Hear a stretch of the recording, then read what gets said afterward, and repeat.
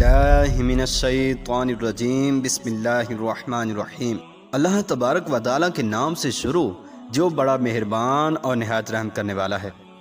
ناظرین، تاریخ انسانی کی ایک ایسی خوبصورت اور حسین و جمیل عورت کے جس کے حسن و جمال کے چرچے پورے عرب کے اندر مشہور تھے، اور جو بے انتہا کرشمات کی حامل تھی، اور ایسی دیوی جو کہ سیاہ و سفید کی مالک تھی، اور تاریخ انسانی کا ایک ایسا شخص جس کے اخلاق و کردار اور حسن و سیرت کے چرچے پورے عرب کے اندر مشہور تھے، اور جس کے ہم پلہ نکاح کے لیے کوئی بھی عورت موضوع نہیں سمجھی جاتی تھی، اور جو آنے والے حاجیوں کا خدمت گزار بھی تھا۔ پیارے دوستو، آج کے اس ویڈیو میں ہم آپ کے ساتھ شیئر کریں گے کہ یہ حسین و جمیل لڑکی اور با کردار لڑکا جس کا ذکر قرآن کریم میں لات اور عزا کے نام سے آیا ہے، یہ دونوں کون تھے، اور اہل عرب ان کی قسمیں کیوں کھایا کرتے تھے، اور عرب کے لوگوں نے ان کی پوجا کب اور کیوں شروع کی تھی۔ پیارے دوستو، ان تمام تر سوالات کے جوابات قرآن و حدیث کی روشنی میں آج کی اس ویڈیو میں ہم آپ کے ساتھ شیئر کریں گے، لہذا آپ سے ہماری گزارش ہے کہ آپ ہماری اس ویڈیو کو اینڈ تک ملاحظہ فرمائیے۔ ناظرین محترم، اللہ تبارک و تعالیٰ قرآن مجید کی سورہ نجم میں ارشاد فرماتا ہے، افرأیتم اللات والعزی،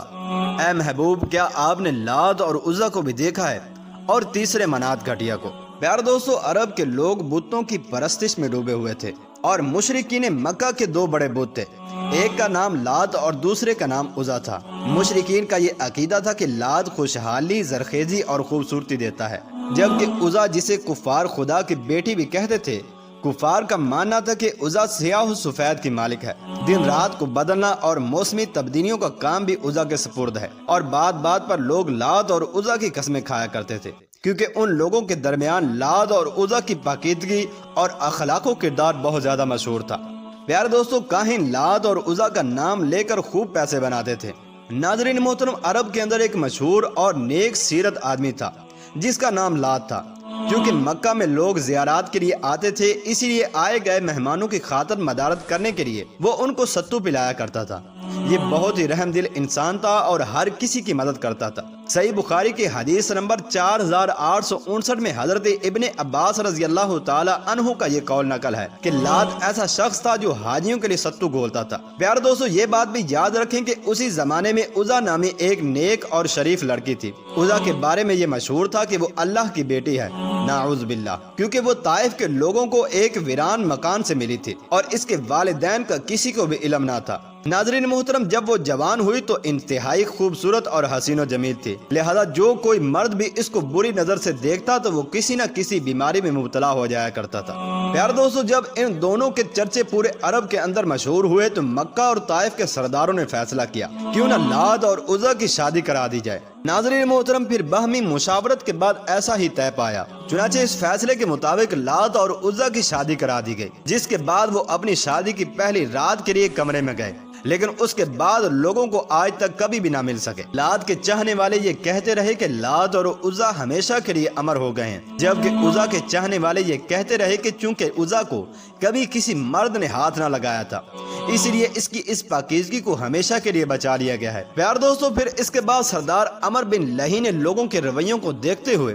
ان دونوں کے بڑے بڑے بت بنا دیے۔ اب جیسے جیسے زمانہ گزرتا گیا تو لوگ ان کے سامنے منتیں ماننے لگے، اور ایک دن ایسا بھی آیا کہ لوگ ان کے سامنے اپنی قربانیاں پیش کر کے ان کی پوجا و پاٹ کرنے لگے۔ پیارے دوستو، جبکہ ابن اسحاق رحمۃ اللہ تعالی علیہ فرماتے ہیں کہ لات پر طائف میں آباد قبیلہ بنو ثقیف حق رکھتا تھا، اور اس سے ہونے والی آمدنی بھی انہی میں بٹتی تھی، اور عمر بن لہی نے بنی کنانہ اور قریش سے کہہ دیا تھا کہ تمہارا رب سردی کے موسم میں طائف میں لات کے پاس اور موسم گرما میں عزا کے پاس رہتا ہے، اسی لیے لوگ ان دونوں کی تعظیم کیا کرتے تھے، اور ہر ایک کے لیے ایک حجرہ بنا دیا تھا، اور جس طرح کعبہ کو قربانی کا جانور بھیجتے تھے اسی طرح ان دو بتوں کو بھی قربانی کے جانور بھیجے جاتے تھے، جن کو وہاں پر لے جا کر بھینٹ چڑھا دیا جاتا تھا، اور لات کو خدا کا بیٹا اور عزا کو خدا کی بیٹی کہا جاتا تھا۔ پیارے دوستو، فتح مکہ کے بعد حضور اکرم صلی اللہ تعالی علیہ وآلہ وسلم نے ان دونوں بتوں کو ختم کروا دیا، جبکہ ابن کثیر لکھتے ہیں کہ لات کے بت کو توڑنے کے لیے نبی کریم صلی اللہ تعالی علیہ وآلہ وسلم نے حضرت مغیرہ بن شعبہ رضی اللہ تعالی عنہ کو بھیجا، جس نے لات کا بت توڑ کر وہاں پر مسجد طائف بنا دی، اور اسی طرح عزا کے خاتمے کے لیے حضور اکرم صلی اللہ تعالی علیہ وآلہ وسلم نے